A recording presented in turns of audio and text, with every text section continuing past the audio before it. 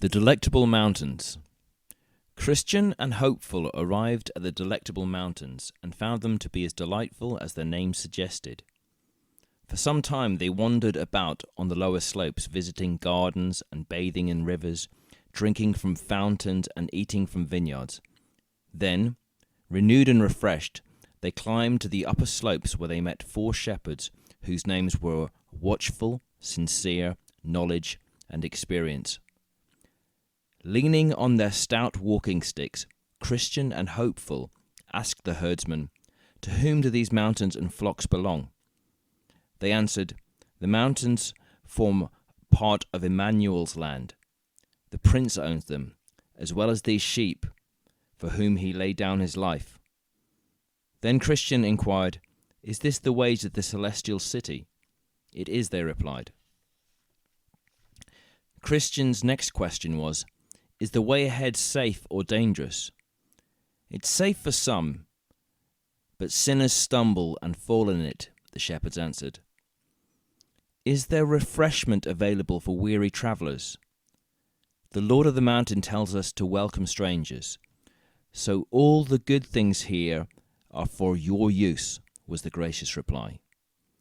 Then the shepherds questioned the travellers about themselves and their journey. After listening to their answers, the herdsman smiled warmly at them and said, "Welcome to the Delectable Mountains." They escorted them to some nearby tents where they could eat and rest. When they had eaten and rested, the pilgrims were taken by the shepherds on a tour of instruction among the hills and valleys. First, the party climbed to the summit of the hill of Error, one side of which was a sheer precipice. At its foot lay the smashed limbs and twisted bodies of climbers who had fallen over the edge. The shepherds explained to the appalled pilgrims that they were looking at the mangled remains of adherents to the false teaching of Hymenaeus and Philetus, who insisted that the resurrection of the body had already happened. "The bodies lie unburied as a warning to pilgrims," the herdsman concluded. Next they were taken to the top of Mount Caution, from which they could see a distant graveyard. By focusing their eyes on this spot, they discerned the figures of some blind men who kept stumbling about the tombs.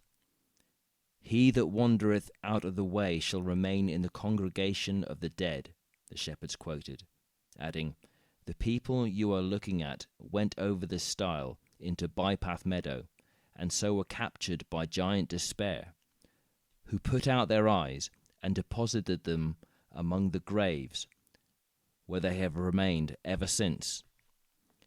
At these words, tears sprang into Christian and Hopeful's eyes, and they looked at one another, tacitly agreeing to say nothing of their own encounter with the dreadful ogre. The shepherds then took the pilgrims to a grassy slope in which a door was set. When this opened, the pilgrims looked down a dark tunnel from which came the roaring and crackling of flames, anguished cries, and a burning sulphurous smell. "This is the byway to hell," the shepherds told the shuddering pilgrims. "It's for hypocrites and people like Esau, who sold his birthright, or Judas, who sold his master. It's also for blasphemers like Alexander and deceivers like Ananias and Sapphira. These men all began their journey to the celestial city, didn't they?" Hopeful asked. "Yes, and covered quite a distance too," was the reply. The topic interested Hopeful. How far was it possible for them to go in their time, he asked. "Some went further than these mountains, others not so far," the shepherds answered. "How much we need the strong one's strength," the pilgrims exclaimed to each other. Christian and Hopeful were by now anxious to be on their way, so the shepherds escorted them to the end of the mountain range. Here they allowed the pilgrims to look through a telescope towards the distant celestial city. Their view through the magnifying glass was not as clear as it might have been, for their hands were still trembling as a result of their glance down hell's byway. In spite of this, they managed to catch a glimpse of the celestial gate and the glory surrounding it. One shepherd then gave Christian and Hopeful a note with directions to the city. Another said, "Beware of the flatterer."